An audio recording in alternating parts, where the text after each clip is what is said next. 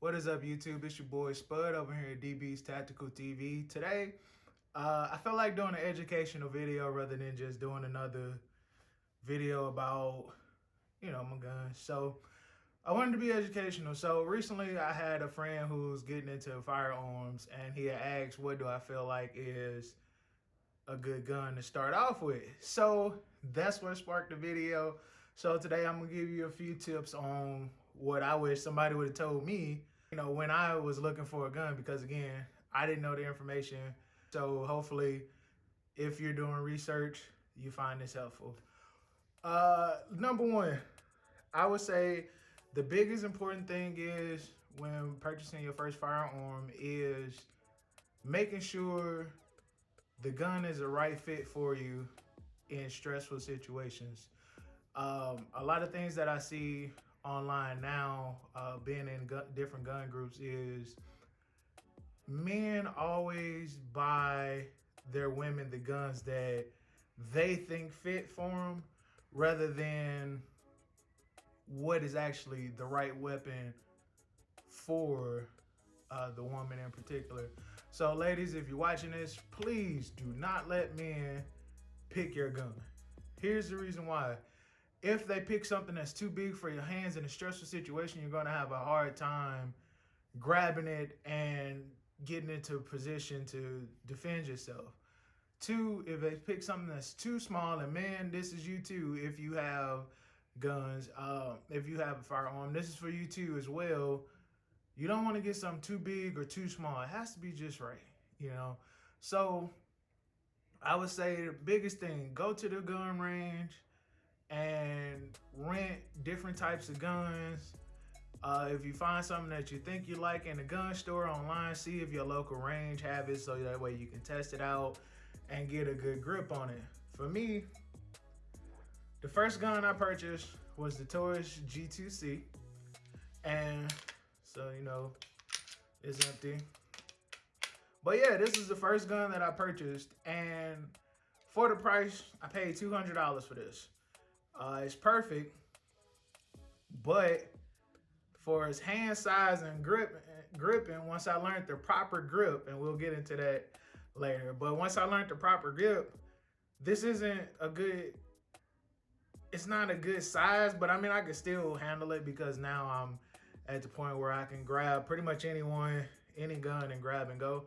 So with this one, it's great, but because this is it's a 12 round magazine, I have big hands. So when I'm coming to grip it, it's kind of a struggle wrapping these bird claws around it. So luckily, Taurus start making their own magazines for like the standard ones, because they just came out with the G3. So it gives me that extra hand room to get a proper grip on it for when I do want to carry it. I can get a proper grip on it. So definitely, that's why I said you don't want it too big or too small. And I'm glad this is perfect. So this actually leads to number two, and that is thumb safety. This is equipped with a thumb safety. Not all guns have thumb safeties. And I feel like that is the biggest thing, because I see in a lot of gun groups, the first thing people say is, oh, get, the popular Glock 19. Let's see, empty. Well, it's empty. But everybody say, oh, get a Glock 19. Now, the difference between the Glock 19 and the Taurus, obviously, one's the size, because this is Taurus compact versus Glock's compact, which is crazy because the Taurus G3 is actually the same size as this, and that's their full size, versus the Glock 19, this is their compact. But I get a fantastic grip on this every time. Even with their standard 15 round magazine, I get a grip on it, but it don't have a thumb safety. So I wouldn't recommend Glocks for first time shooters or first time people that's going to conceal and carry, because again, just as a precautionary measure, I'm not mad that I got the Taurus G2C, because again, I had to get comfortable with carrying around a loaded handgun. So having that safety on there was it was an ease of mind that, okay, I got my gun, I got a safety on it. Until I got comfortable enough, I purchased the Glock, which it wasn't really that long afterwards because I got it for a sweet deal. But take that in consideration. Definitely look into guns with thumb safeties for your first handgun, because again, you don't want any accidents. So once you zoned in on the gun that you want and you go out and purchase it, let's talk about carry ammo. There's several different types of ammo, but knowing the difference is what's going to be key with caring about your surroundings. So there's two types of ammo. You have full metal jacket, and you also have hollow points. Now, the full metal jacket traditionally is, as you can see, these are what you shoot at the range. All right, do not carry these around. And at first starting off, I was like, I used to carry both starting off, because I was like, man, hollow points can't really penetrate through vehicles. So if I'm in a car and something happened while I'm in the car, and I don't think it's gonna really protect me, because all hollow points ain't the same. So I used to carry these around as well. Then you got some people that like to mix hollow points and full metal jackets. Listen, carry hollow points. Leave the full metal jackets for the range. This is what I mean by all hollow points isn't the same. This is the Hornady hollow points, and this one is the SIG hollow point. As you can see, Hornady they pack this clay in there to kind of give it more penetration power, whereas this one, it's hollow at the tip. Both are great, in my opinion. So, but this one, I haven't really seen any reviews on this one yet. But with this one, I did see it penetrate through a car door. So I was like, yeah, I'm gonna carry that. But yeah, this is what you want to carry. You want to carry the hollow points, just because once they do penetrate something, they're expanding like a flower to stop. Whereas full metal jacket, they penetrate and keep going. You know what I'm saying? If it's in a situation where you're shooting, like even in home defense, if you're shooting, it's going to keep going. So it's going to penetrate until it loses its velocity. So definitely always carry hollow points when you're carrying your weapons. Also, let's talk about actual what to carry it in. Now, a lot of people are gonna give me shit, but as of right now, this is what I carry my firearm in as an everyday carry. This is my first holster to go with my first gun. And people are like, oh, you don't want to get these types because, of the trigger guard or yada, yada, yada. I haven't had any issues yet, you know what I'm saying? So, and I also learned, because it's interchangeable, I used to carry it on this side to make it an outside carry. But I switched it to this side, which is normally supposed to be for left-hand shooters to have on outside carry. But I put it on this side so it can be my right-hand shooter inner waistband. Inner waistband to me, in my opinion, especially because I'm a bigger guy, is 10 times better, because when it's outer waistband, man, it'd be like pulling my pants down and tugging at your waist. With that inner waistband, it can easily rest on your appendix, whether you're big or small. It can rest on your side or anything, to where it's not dragging the side of you down to where you know, like, hey, that person got a gun. What I see with for ladies, because you know ladies carry too. They make products for women, like purses, belly bands, leg garnets for when you're wearing dress.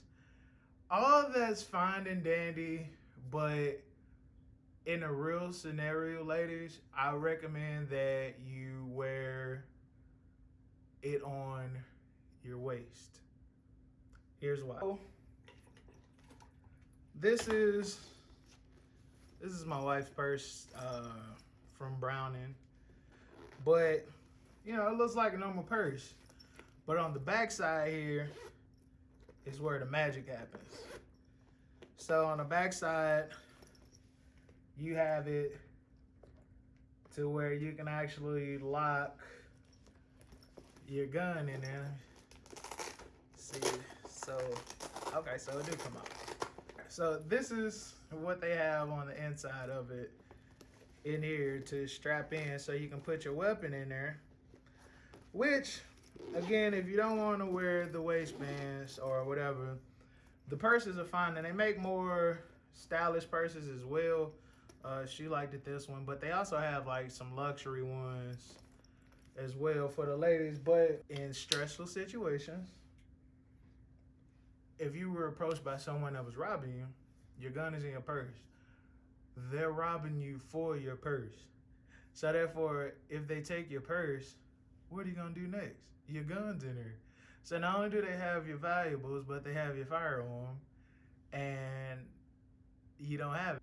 So that's why I say I feel like women should definitely look into the belly bands or the waistband. She switched purse, and she don't have a holster right now. I went in there, and this is what it looked like. It was in her purse, and this is what it looks like. So it's dirty. I don't even know what that is, but this is why you don't want to just carry in your purse. You don't want to just throw it in there because things like that. Definitely gonna have to clean this. Speaking of cleaning, let's get into another topic. Definitely want to pick up some gun cleaner when purchasing a firearm for the first time or any time, to be honest, because again, you're going to go shoot your gun at the range. It's going to have like dirt buildup, carbon buildup, so you definitely want to get a cleaner. Me personally, I've only tried one cleaner, and that was the Hobbies 9. No, but this is my first cleaning kit. It was about, I think I paid like $11 on Amazon for this. I'm pretty sure it's more now, but I paid $11 for it. And the kit is cool. It's all broken up now. It comes with cleaning rod to go down barrel. It comes with patches for 9mm and 380s or such. And it also comes with the accessories for the cleaning rod, typically a wire brush and some other stuff that I care less about. And it also comes with the board cleaner and the lube. As you can see, I don't know if it was just this bottle or the kit or whatever, but the seal that's under here is trash. So you can see it's wasted every time. That's why I took it out of there, because it wastes every time I put it in there, and this shit stinks. Like, this stinks. So, but this is what I use when cleaning. And honestly, a little go a long way with this. I've literally cleaned, I ran out of patches before I ran out of this. Like, it's still some in here. And I've cleaned all my guns. I cleaned my brother's gun, I cleaned my cousins, my niece, nephew, with this one bottle, and it's still, again, hella lube because you don't need a lot of that. And this, a little go a long way. So that's one method. A new method is, again, hobbies, but this is a boar snake. And boar snakes makes things hella easier when it comes to cleaning.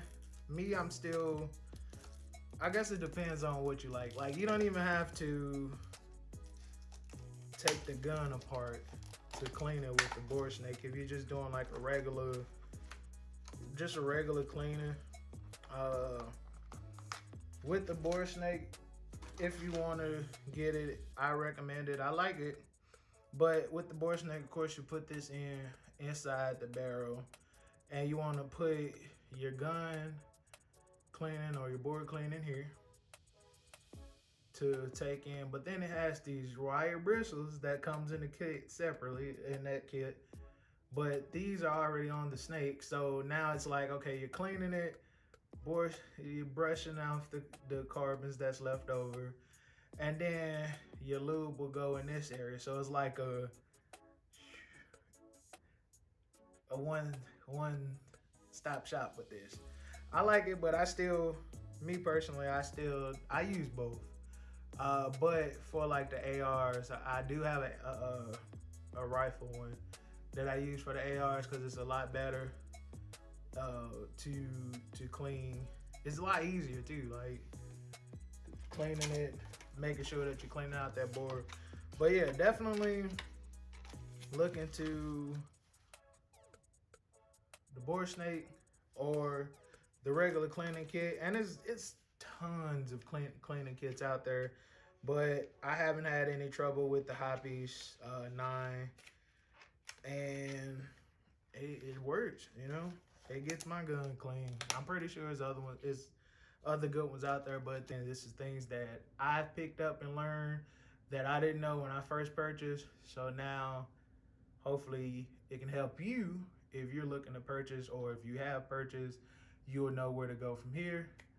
Till next time, I'm your boy Spud. Don't forget to like and subscribe. Turn on the notification bell. When I drop it, you'll get notified. Till next time, peace. Thanks for tuning in to DB's Tactical TV.